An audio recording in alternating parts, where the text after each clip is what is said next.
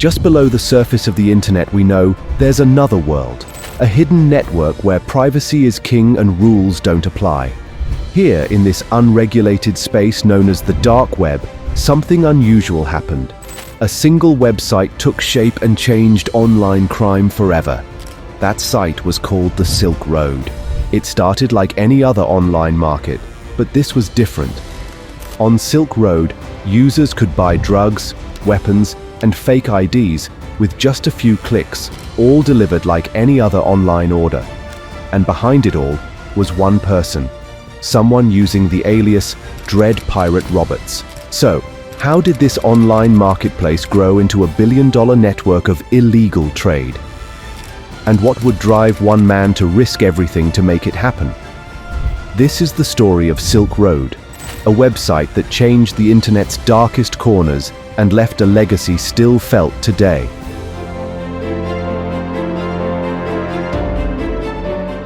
To understand Silk Road, we first need to look at where it all happened, the dark web. Most of us use the regular internet every day. The sites we browse, search engines, and social media platforms are all part of this surface web. But beneath it lies a hidden layer of websites and networks, known as the dark web, where you can't simply type in a URL or search on Google to find what's there. The dark web is a place for anonymity, and to access it, people use special browsers like Tor. At first, the dark web was used mainly for private communication by journalists, activists, and people in countries with strict government surveillance. It allowed them to share information without fear of being tracked. But it wasn't long before others saw the dark web's potential for something very different. This layer of complete anonymity made it possible to set up websites where users could exchange information, buy and sell goods, and interact freely without worrying about government oversight. With the rise of Bitcoin, an untraceable digital currency, the possibilities grew even more.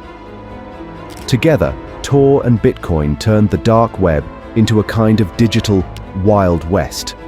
It was a space where typical rules didn't apply. It became a haven for illegal activities, where anyone with the know-how could buy or sell almost anything. This was the environment in which Silk Road was born, and it wasn't long before it became the dark web's most notorious marketplace.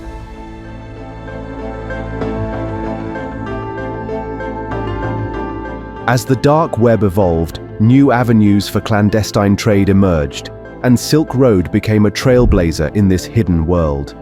At first glance, Silk Road appeared simple, but it had a daring purpose. Users could buy and sell items with complete anonymity, including drugs, forged IDs, and hacking tools. What set it apart was a personal code, established by its creator, Dread Pirate Roberts. Items that could harm others directly were banned, making Silk Road a marketplace for personal freedom without promoting violence. This unique set of rules, combined with the use of Bitcoin, created a feeling of security, allowing users to build trust through reviews. As Silk Road's reputation grew, so did its community. It became more than a marketplace. It was a shared space for those who valued privacy and autonomy. Users discussed everything from political philosophy to personal struggles, forming a community bonded by their shared ideals. For many, Silk Road represented a movement, a symbol of privacy and freedom in an increasingly surveilled world. But with its rapid growth came the attention of law enforcement. Government agencies began to realize that traditional methods wouldn't be enough to bring down such an extensive network. Recognizing this, the DEA, FBI, and IRS joined forces to create a task force with a clear mission: penetrate Silk Road's defenses. This required more than surface-level investigations. They needed someone to go undercover and gain the trust of the site's inner circle. A seasoned investigator with extensive experience in drug cases and undercover work was chosen for this high-stakes mission. He needed to fully enter the world of Silk Road, blending into its intricate network of users who valued secrecy. Over several weeks, he built a new identity. a convincing backstory that fits smoothly within Silk Road's environment, letting him join the marketplace without attracting attention. To truly integrate, he started small, posing as a buyer and making minor purchases. Leaving positive feedback and participating in discussions, he gradually earned the trust of other users. His low-key presence and persistence paid off as he moved up in the community's ranks. The breakthrough came when his activity attracted the attention of Silk Road's admin team. Needing trustworthy individuals to help moderate and manage the site, the admin team saw him as a suitable candidate and granted him limited access to some internal features, a significant achievement that brought him closer to Silk Road's core than anyone before him. As a newly appointed administrator, he gained access to user data, encrypted messages, and behind-the-scenes operations. Now, he could observe the structure of Silk Road firsthand and follow encrypted trails of communication between users and administrators. One figure, Dread Pirate Roberts, stood out as the leader who controlled everything from site policies to dispute resolution. However, Dread Pirate Roberts was only a fake name. Uncovering the person behind it was key to dismantling the platform. The undercover agent spent hours analyzing encrypted messages from the elusive admin, searching for inconsistencies or clues that might reveal his real identity. Patterns began to emerge, suggesting that the figure behind Dread Pirate Roberts was not as untouchable as he appeared. The task force carefully examined each detail, combing through forum posts, scrutinizing transactions, and tracking any small mistake that might link back to a real identity. Slowly, the information started to come together, revealing the edges of a picture that had long eluded law enforcement. It was only a matter of time before they connected the dots, exposing the individual hiding behind Silk Road's walls. With the undercover operation firmly established within Silk Road's network, the task force finally identified a prime suspect, Ross Ulbricht, whom they believed to be the elusive Dread Pirate Roberts. But this conclusion hadn't come solely from undercover work.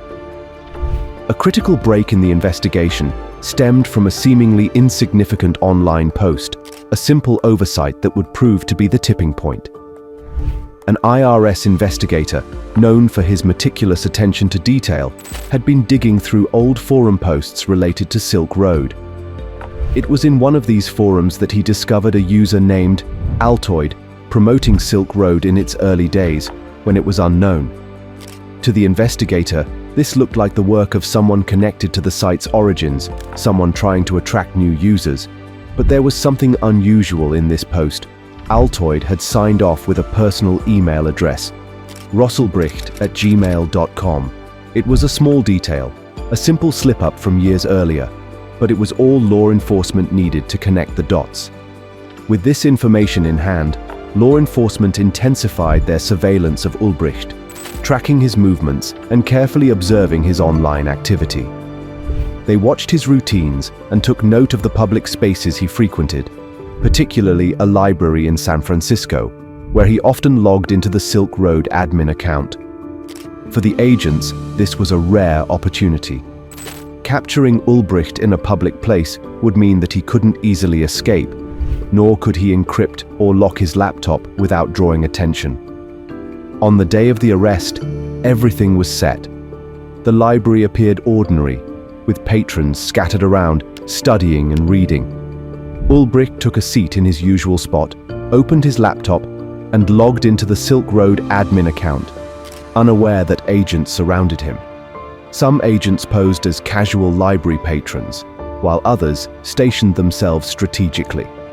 Two undercover agents nearby pretended to be a couple engaged in a low-key argument, a distraction designed to catch Ulbricht's attention at the critical moment. As the staged argument escalated, Ulbricht looked up, distracted just long enough for agents to make their move. They seized his laptop while it was still open and active, preventing any encryption from activating and ensuring immediate access to his files. The device contained the Silk Road admin account, live and fully accessible, along with a wealth of encrypted messages, transaction logs, and user data, proof of nearly every corner of Silk Road's operations. In that single, swift moment, years of undercover work, meticulous tracking, and careful surveillance paid off. The agents had captured the man they believed was Dread Pirate Roberts, along with the very device that held the secrets to one of the largest illegal enterprises on the internet. Ulbricht's small slip-up years before, that single email address left on an online post, had eventually unraveled his network of secrecy. As Ulbricht sat in handcuffs, the agents around him realized the magnitude of what they had accomplished. The laptop held more than just data. It was a complete record of Silk Road's operations, a hidden world that now lay exposed. The downfall of Silk Road, once thought untouchable, hadn't come from sophisticated hacking or brute force. In the end, it was brought down by a tiny mistake, a brief moment of oversight that linked Silk Road's creator to his real identity.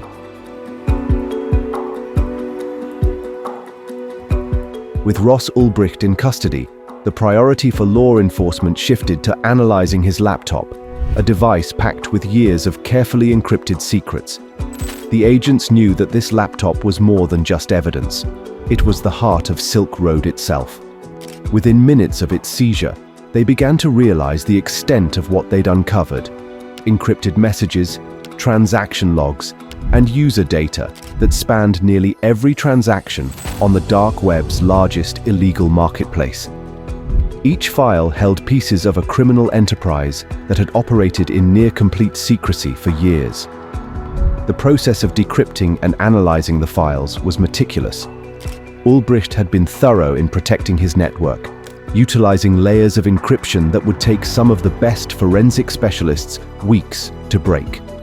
Fortunately, with the laptop captured in an active, unlocked state, much of this data was immediately accessible. Still, agents knew they needed to move quickly to preserve and categorize every piece of information before any hidden failsafe could corrupt the files. They quickly copied the data onto secure servers, preserving every fragment of Ulbricht's network, from the most trivial chat exchanges to high-value transaction logs. What they found went beyond simple marketplace transactions. They uncovered records detailing everything from drug deals to counterfeit documents, from digital hacking tools to a network of communication among thousands of users. Silk Road had provided a hidden world where buyers and sellers operated as though untouchable. But now, the curtains had been pulled back, and the data in Ulbricht's laptop would reveal it all. One of the first things they discovered was the massive scale of Silk Road's operations. The transaction logs provided insight into the sheer volume of illegal activities facilitated by the site. Millions of dollars worth of Bitcoin had changed hands in a marketplace that operated almost like a hidden economy, thriving beneath the surface of the web. With every transaction logged meticulously, law enforcement could trace not just the flow of money, but the web of connections between buyers and sellers, revealing how deep Silk Road's reach had become. Yet what stunned investigators wasn't just the volume, it was the organization. Ulbricht had built Silk Road with a hierarchy, an admin system that allowed trusted users to manage various sections of the site. He had moderators who resolved disputes, technical support teams who guided users on secure transactions, and even feedback loops to maintain trust among users. Investigators found that, in some ways, the system Ulbricht built mirrored legitimate marketplaces, with the same emphasis on user satisfaction and security. It was this organized approach that had made Silk Road resilient for so long, surviving multiple attempts by law enforcement to shut it down. The laptop also revealed the lengths to which Ulbricht had gone to ensure loyalty and maintain control over Silk Road. Through encrypted messages, investigators found communication between Ulbricht, under his alias Dread Pirate Roberts, and various high-ranking users. These messages contained instructions, encouragement, and even personal philosophies, showing Ulbricht's commitment to keeping Silk Road as an untouchable marketplace where people could freely trade in illegal goods. But they also showed his fear, the growing paranoia that someone might infiltrate his network. Investigators realized that, despite his confidence, Ulbricht was constantly on guard, always looking for weak links and potential threats within his own ranks. The further agents reviewed the laptop's contents, the clearer it became that Ulbricht had taken careful steps to maintain a strict personal code on Silk Road, or at least his own version of one. Messages and notes showed his insistence on banning items that could cause direct harm, such as assassinations or weapons, although drugs, fake IDs, and hacking tools were freely traded. To some, it seemed he saw himself as a kind of digital libertarian, providing a marketplace for personal choice. But law enforcement viewed it differently. These files displayed the inner workings of a highly organized criminal enterprise that profited from users' darkest requests. As law enforcement pieced together the evidence, the implications of Ulbricht's arrest began to ripple through the dark web. Silk Road had long been regarded as impenetrable, a marketplace that defied law enforcement due to the anonymity of Tor and the hard-to-track currency of Bitcoin. But Ulbricht's arrest and the seizure of his laptop shattered this illusion. The dark web's most infamous marketplace was not immune to law enforcement. Its supposed invincibility was an illusion. News of the Silk Road's takedown spread quickly, sending shockwaves across other dark web marketplaces. Ulbricht's arrest had become a landmark moment, a turning point that proved even the most elusive figures in the online underworld were vulnerable. It wasn't long before other dark web administrators began to re-evaluate their own security measures. Some shut down their sites altogether, fearing that law enforcement might be following in the footsteps of the Silk Road case. Others doubled down, reinforcing their encryption protocols and moving their operations to even more obscure parts of the internet. But the message was clear. No one was untouchable. The Silk Road case did more than end a single illegal marketplace. It provided a blueprint for cybercrime investigation, a framework that law enforcement agencies around the world would use to pursue other dark web operations. The strategies that had been developed to track Ulbricht, from undercover infiltration to the monitoring of digital breadcrumbs, became standard practice in cybercrime investigations. Ulbricht's capture marked the beginning of a new era for law enforcement, one where digital crime could be tracked, traced, and brought to justice. But Silk Road left a legacy, a complex one. For some, it was a symbol of freedom, an escape from traditional oversight, a place where people made choices without government interference. For others, it was a dangerous platform that fueled addiction, crime, and social harm.